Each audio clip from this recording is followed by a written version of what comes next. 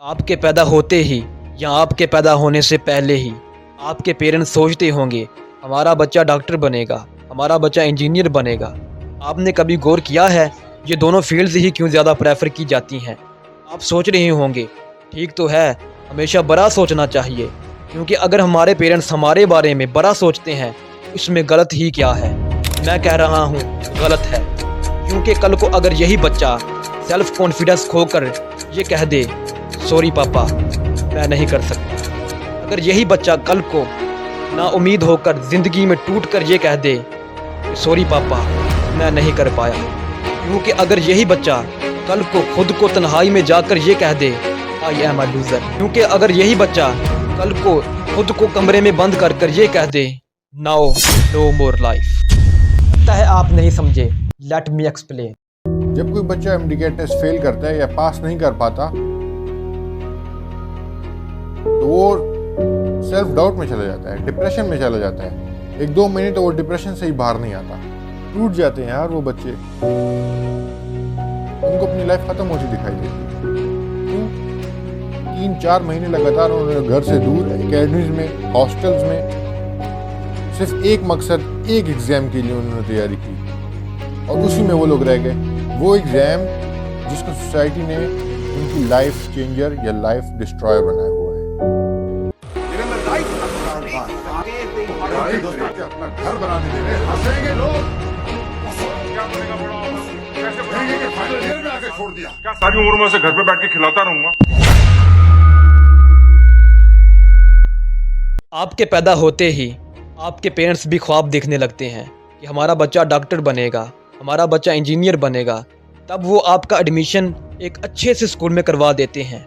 Education career के आगाज़ के पहले 2-3 सालों में आपको पता ही नहीं होता कि ये डॉक्टर्स और इंजीनियर्स करते क्या हैं, बट इस एज में भी अगर आपसे कोई पूछ ले कि बेटा बड़े होकर क्या बनोगे, आप तब भी अपनी मासूम ज़ुबान से कहेंगे डॉक्टर। इंजीनियर थोड़ा मुश्किल वर्ड है, मे भी तब आप ये ना कह सकें। खैर, आहिस्ता आहिस्ता आप क्लासेस पास करके 8 क्लास तक पहुंच जाते हो। तब तक आपको पता चल जाता है ये डॉक्टर और इंजीनियर्स करते क्या हैं, लेकिन आपको तब लगता है कोई भी आसानी से डॉक्टर या इंजीनियर बन सकता है, इसलिए मैं भी पक्का डॉक्टर या इंजीनियर हूँ। फिर आप मैट्रिक तक पहुँच जाते हो, तब आपको साइंस सब्जेक्ट को चूज़ करना पड़ता है, क्योंकि आपको डॉक्टर या इंजीनियर बनना है। और तब तक आपको मालूम होने लगता है इतना आसान भी नहीं डॉक्टर और इंजीनियर बनना जितना मैं समझ रहा हूँ।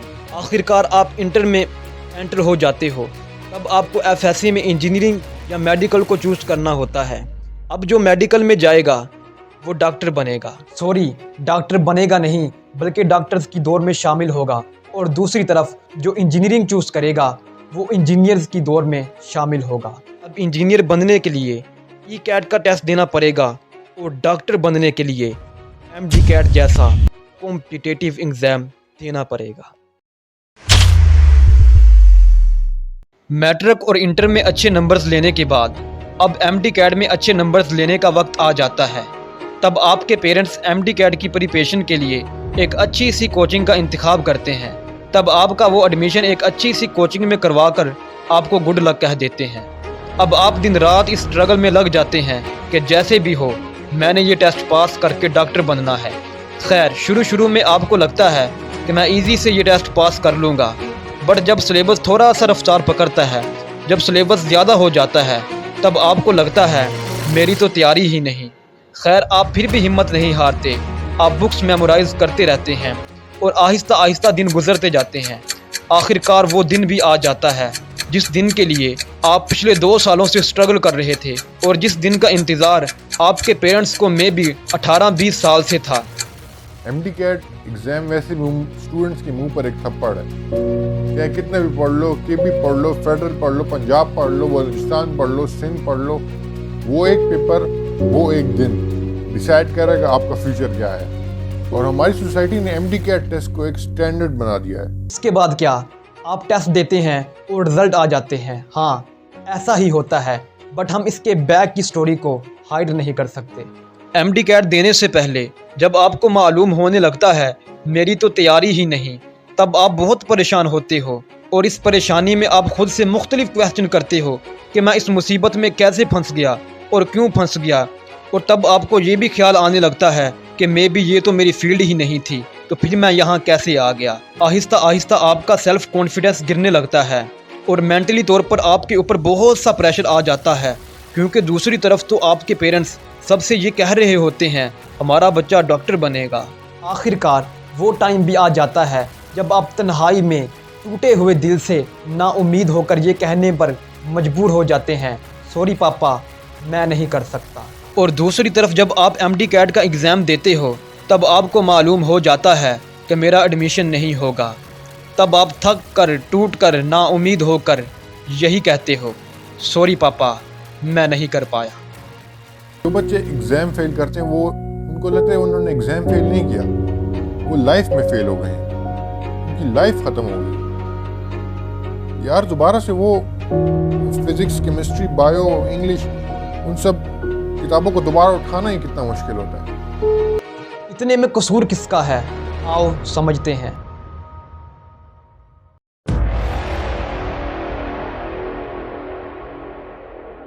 इससे पहले कि हम कुछ और समझें, हमें ये समझना चाहिए कि हज़ारों कैरियर ऑप्शन होने के बावजूद ये MD कैट का ऑब्सेशन कैसे चल गया।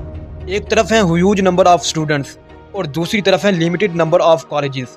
अब इन कॉलेजेस में वही जा सकेगा जो ये साबित करेगा कि यस आई एम कैपेबल। अब इस चीज़ को प्रूव करने के लिए कि जिन स्टूडेंट्स को मेडिकल कॉलेजेस में एडमिशन चाहिए उनको MD कैट देना पड़ेगा। सिंपल राइट नहीं। हमारे मुल्क में तकरीबन कुल 8000 मेडिकल सीट हैं, यानी कुछ भी हो जाए हर साल 8000 स्टूडेंट्स को ही गवर्नमेंट मेडिकल कॉलेजेस में पढ़ने का मौका मिलेगा। आप सोच रहे होंगे सही तो है, जो कैपेबल होंगे उनका एडमिशन हो जाएगा, लेकिन आपको पता है कितने लोग सालाना इस 8000 सीट्स के लिए अप्लाई करते हैं? तकरीबन 2 लाख, यानी सक्सेसफुल प्रोबेबिलिटी सिर्फ 4%। क्या लगता है आपको बाकी के 1,92,000 जो स्टूडेंट्स बचते हैं, क्या उनमें से कोई कैपेबल नहीं है? क्या वो सब बेकार हैं? क्वेश्चन ये है कि इन चीज़ों को जानने के बावजूद हमारे मुल्क में पेरेंट्स, स्टूडेंट्स, टीचर आज MD कैट के एग्ज़ाम में पागल हुए हैं। क्या डॉक्टर्स सबसे ज़्यादा मनी अर्न करते हैं? इस प्रोफेशन के ज़रिए बहुत से पैसे कमाए जा सकते हैं। मैं आपको ये बताना चाहता हूँ कि इस प्रोफेशन के ज़रिए अब बहुत से पैसे कमाने की स्किल हासिल करने के लिए बहुत ज़्यादा साल दरकार है। और इसलिए अगर आपके जहन में ये है कि इसके ज़रिए बहुत सारे पैसे कमाए जा सकते हैं, तो ऐसा नहीं है। क्या डॉक्टर्स को ही रिस्पेक्ट मिलता है? नहीं। यहाँ पे एक अटेंडेंट तो आता नहीं है, उनकी पूरी फैमिली या पूरा खानदान जो होता है वो आया होता है, जिसकी वजह से जब कोई पेशेंट क्रिटिकल हो जाए और अगर खुदा न खास्ता उसकी डेथ हो जाए तो वो सब हम पे चीखों पुकार करना शुरू करते हैं, गाली गलौज। इवन वो ये भी नहीं देखते कि ये फीमेल डॉक्टर है या क्या है, हाथापाई तक स्टार्ट हो जाती है। क्या डॉक्टर्स बनने के बाद लाइफ आसान हो जाती है? नहीं। जो वर्किंग आवर्स होते हैं वो बहुत ज़्यादा होते हैं। इवन हमारी 30 आवर्स की नॉन स्टॉप ड्यूटी जो होती है वो भी चलती है। आवर्स देखो वो बहुत ज़्यादा, नींद आपकी पूरी नहीं हो रही होती, और यहाँ पे पेशेंट लोड तो वैसे ही बहुत ज़्यादा। फिर इतने ज़्यादा लोगों में इतना ज़्यादा क्रेज़ क्यों है इस फील्ड का कि लोग अपने बच्चों की जान तक की परवाह नहीं कर रहे? वेल, इस चीज़ को समझने के लिए हमें ह्यूमन साइकोलॉजी को समझना होगा। ह्यूमन बीइंग हमेशा सर्टेनिटी की तरफ भागती है। ये मैटर नहीं करता सक्सेस रेट कितना है, फेलियर रेट कितना है, हमें सिर्फ एक क्लियर पाथ चाहिए होता है। अगर आप ऑब्जर्व करोगे तो आपको मालूम होगा कि ये क्लियर पाथ ही तो है कि पहले मैट्रिक में अच्छे मार्क्स लाने हैं, फिर इंटर में, फिर MD कैट में, तब आपका एडमिशन मेडिकल कॉलेज में होगा। यानी पूरा पाथ क्लियर है, आपको कुछ सोचना ही नहीं। यही तो हमारे दिमाग को चाहिए। दूसरी चीज़ है स्टेटस।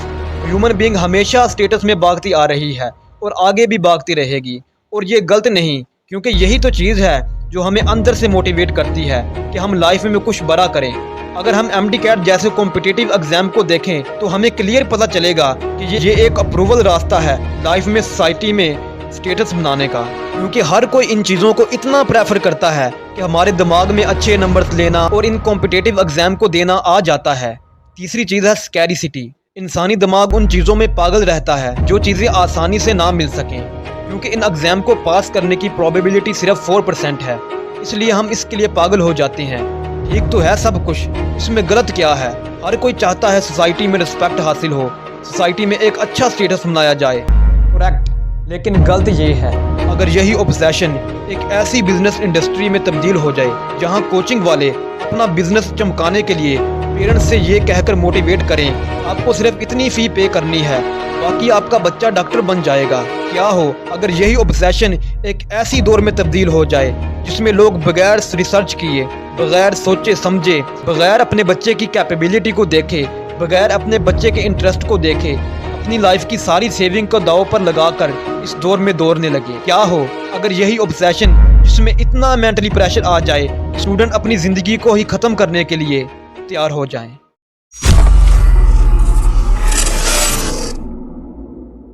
1990 की दहाई एडमिनिस्ट्रेशन को स्टूडेंट्स के एडमिशन के लिए मुख्तलिफ चैलेंजेस फेस करने पड़ रहे थे। उन चैलेंजेस में 3 बड़े चैलेंज थे। Lack of standardization in admission, यानी स्टूडेंट्स के एडमिशन के लिए कोई ख़ास वे नहीं था, जिससे ये ख़तरा था कि कोई भी चीटिंग बेस पर कैपेबल स्टूडेंट्स की जगह ले सकता है। दूसरा बड़ा चैलेंज ये था high competition and limited seat, यानी एडमिशन्स के लिए इतनी सीट्स नहीं थी जितने एप्लीकेंट थे। एडमिनिस्ट्रेशन के लिए ये भी एक बड़ा चैलेंज था कि किस तरह इन लिमिटेड सीट्स पर स्टूडेंट्स को एडजस्ट किया जा सके।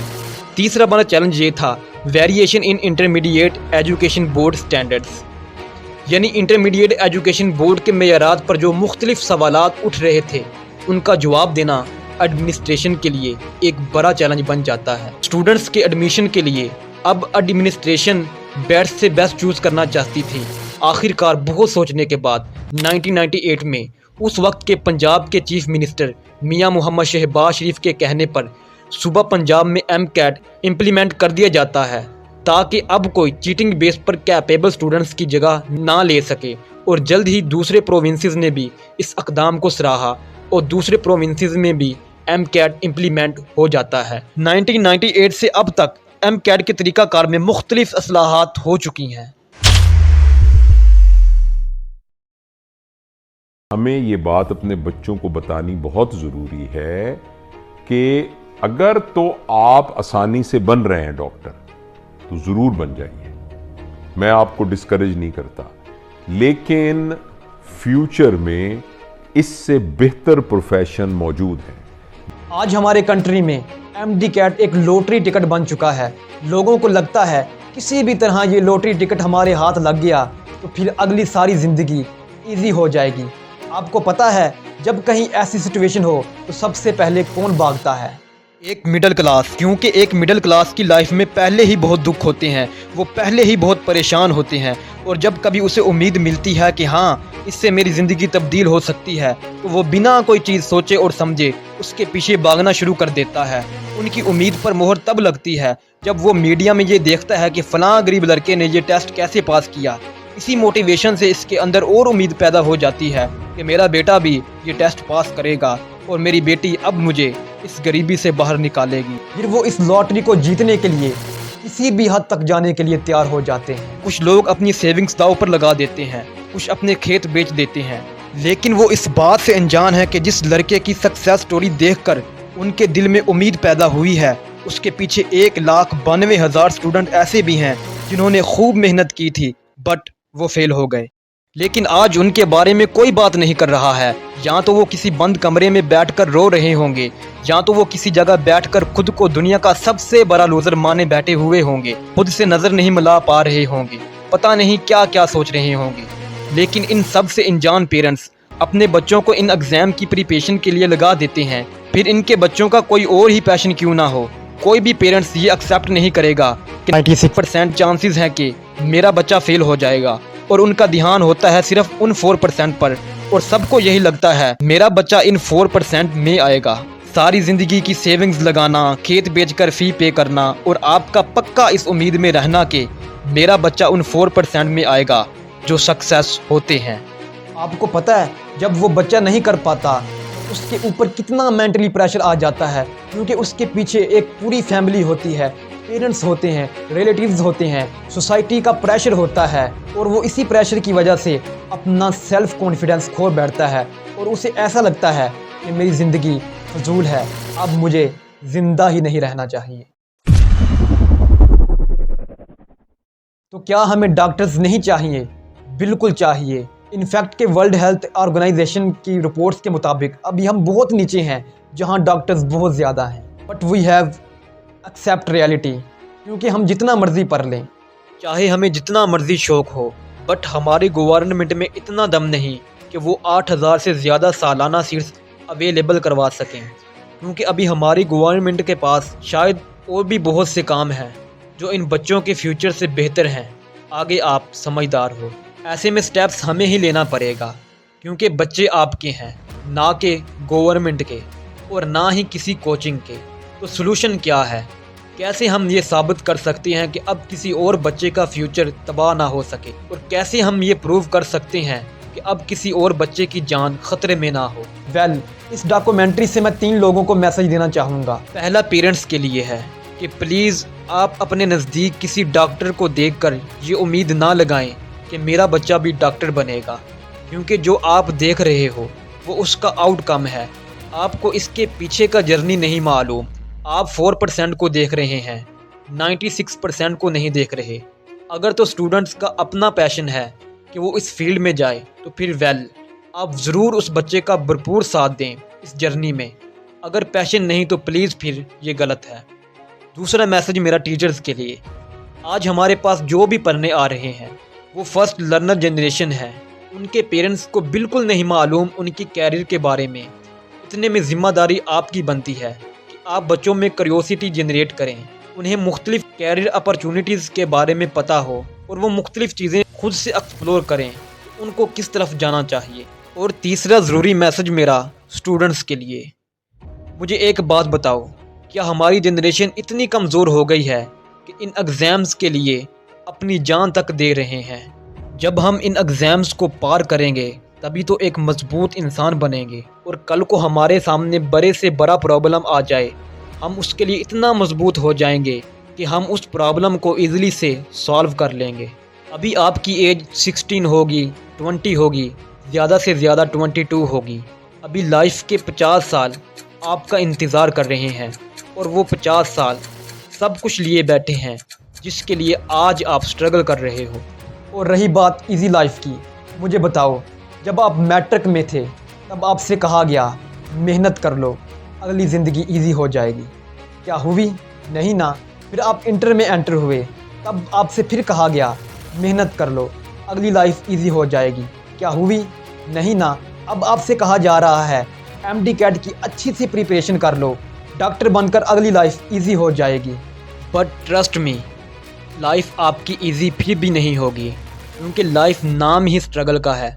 आपको अपनी पूरी लाइफ में स्ट्रगल करना पड़ती हैं, और हमारा प्राइमरी गोल भी नहीं होना चाहिए कि हम अपनी लाइफ की सारी स्ट्रगल को रिमूव कर दें, क्योंकि जिस दिन हमारी लाइफ से स्ट्रगल ख़त्म हो गई उस दिन हमारी लाइफ भी ख़त्म हो जाएगी। आप किसी ऐसे इंसान के पास जाओ जो रिटायर्ड हो चुका हो, आप उनसे कहो अब तो आप फ्री हैं, अब तो आपकी लाइफ इजी होगी और आप खूब इंजॉय कर रहे होंगे, तो वो रिटायर्ड शख्स आपसे कहेगा नहीं, मैं बहुत घुटन महसूस कर रहा हूँ क्योंकि मेरे पास करने के कुछ नहीं है। पता ये चला कि लाइफ में मज़ा तब ही है जब हम किसी चीज़ की कमी फील कर रहे हों, और उस कमी को पूरा करने के लिए हम स्ट्रगल कर रहे हों। और ध्यान बस इतना रखना है कि वो स्ट्रगल हमारी खुद की चुनी हुई हो, ना कि सोसाइटी की, ना कि किसी के अंडर प्रेशर रहकर। सक्सेसफुल लोगों की लिस्ट पर टॉप पर वही लोग हैं जो सोसाइटी के बनाए हुए ट्रैप से निकले। अब इन ट्रैप से निकलने की बारी हमारी है।